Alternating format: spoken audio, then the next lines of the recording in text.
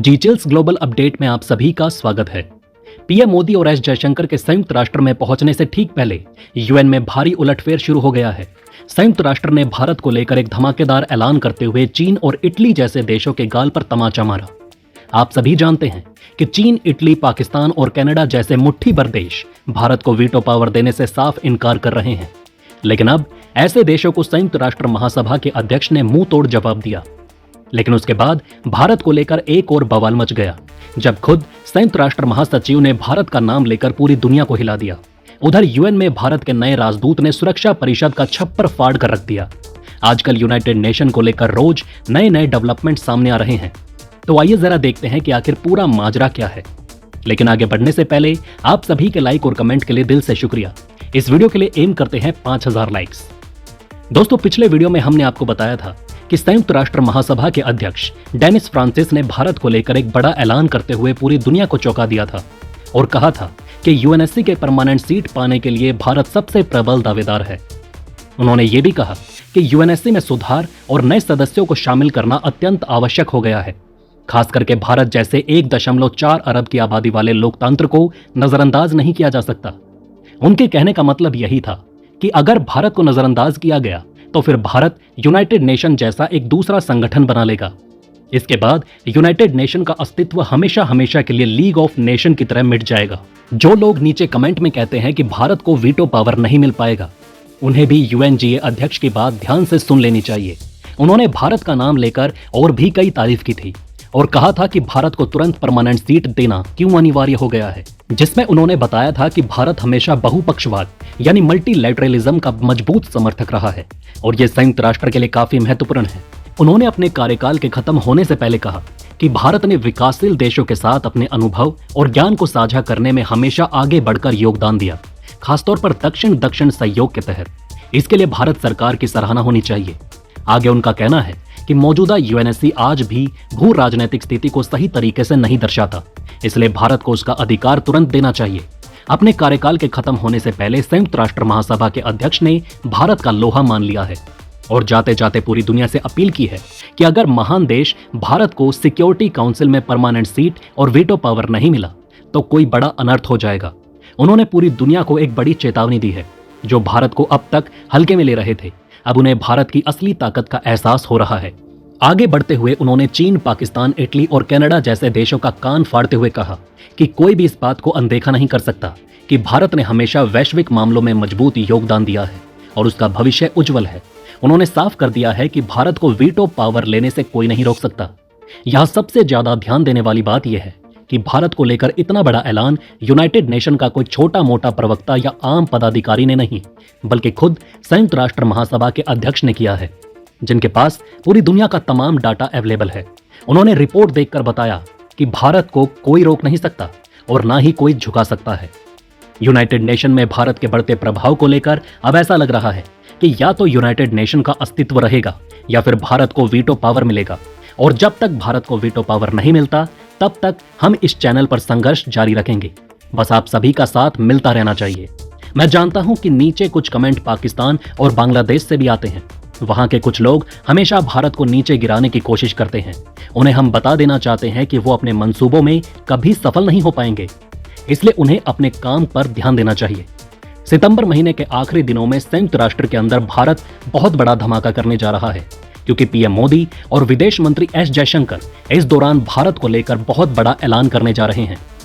दरअसल संयुक्त राष्ट्र महासभा के 89वें सत्र की उच्च स्तरीय चर्चा 24 से 30 सितंबर तक चलेगी। इस दौरान यूनाइटेड नेशन में भारत को लेकर कई चौंकाने वाले ऐलान हो सकते हैं, जिसका सिलसिला शुरू हो चुका है। हालांकि इस बार पीएम मोदी महासभा को संबोधित नहीं करेंगे। भारत की ओर से इस बार विदेश मंत्री एस जयशंकर महासभा को संबोधित करेंगे। लेकिन माना जा रहा है कि इस बार वीटो पावर पाने के लिए विदेश मंत्री जयशंकर पूरे यूनाइटेड नेशन को हिलाकर रख देंगे और इसके लिए छोटी मोटी आंधी उठना शुरू हो चुकी है। और सबसे बड़ी बात यह है कि राष्ट्रपति जो बाइडेन के इस कार्यकाल का महासभा में यह अंतिम संबोधन होगा, क्योंकि अमेरिका में इसी वर्ष नवंबर में राष्ट्रपति चुनाव होने वाले हैं। अपने अंतिम संबोधन में जो बाइडेन भारत को लेकर यूएन में कुछ बड़ा फैसला कर सकते हैं। हालांकि अमेरिका पहले ही भारत को यूएनएससी में परमानेंट सीट देने की वकालत कर चुका है, लेकिन इस बार के संबोधन में जो बाइडेन इससे जुड़े कुछ दस्तावेज और ग्रीन सिग्नल देने का संकेत दे सकते हैं, ताकि वो अमेरिका में रहने वाले भारतीयों का वोट अपनी डेमोक्रेटिक पार्टी को दिला सकें। दोस्तों, आपको बता दें कि संयुक्त राष्ट्र के महासचिव एंटोनियो गुटरेस महासभा के 89वें सत्र में आम चर्चा शुरू होने से पहले अपनी रिपोर्ट प्रस्तुत करेंगे और इस रिपोर्ट में यूएन रिफॉर्म की बात जरूर होगी, क्योंकि वो इसके लिए कई महीनों से आवाज उठा रहे हैं।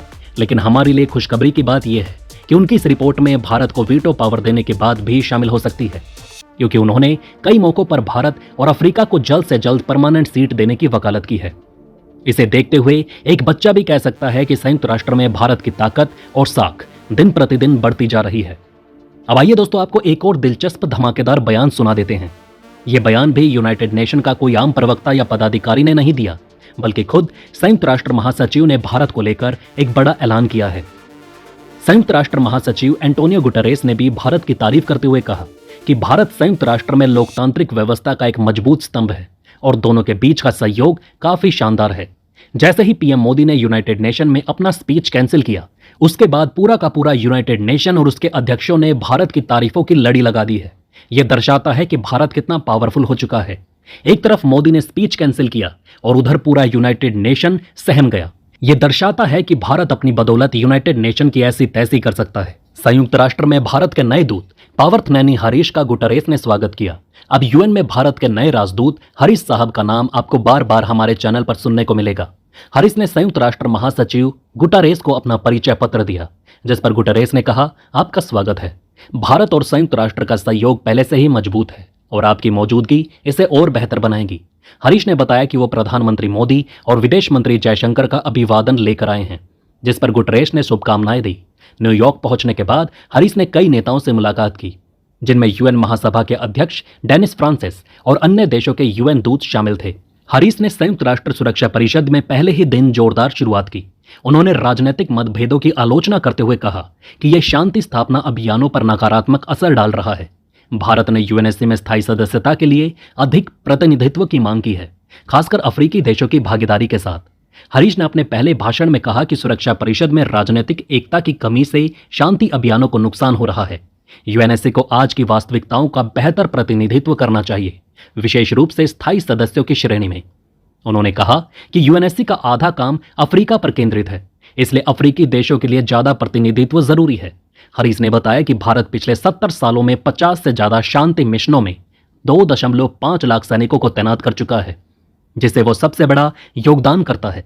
हरीश ने शांति सैनिकों के सामने आने वाली चुनौतियां जैसे आईईडी और बारूदी सुरंगों का जिक्र किया और कहा कि सैनिकों को बेहतर उपकरणों की जरूरत है। उन्होंने ये भी कहा कि सैन्य योगदान देने वाले देशों को फैसले लेने की प्रक्रिया में शामिल किया जाना चाहिए। भारत ने शहीद शांति सैनिकों के लिए स्मारक दीवार बनाने का प्रस्ताव दिया, जिसे महासभा ने स्वीकार कर लिया है। तो दोस्तों, इस वीडियो में फिलहाल इतना ही। आप देख रहे थे जी चिल्स। जल्द पूरे होंगे आपके सारे विल्स। धन्यवाद।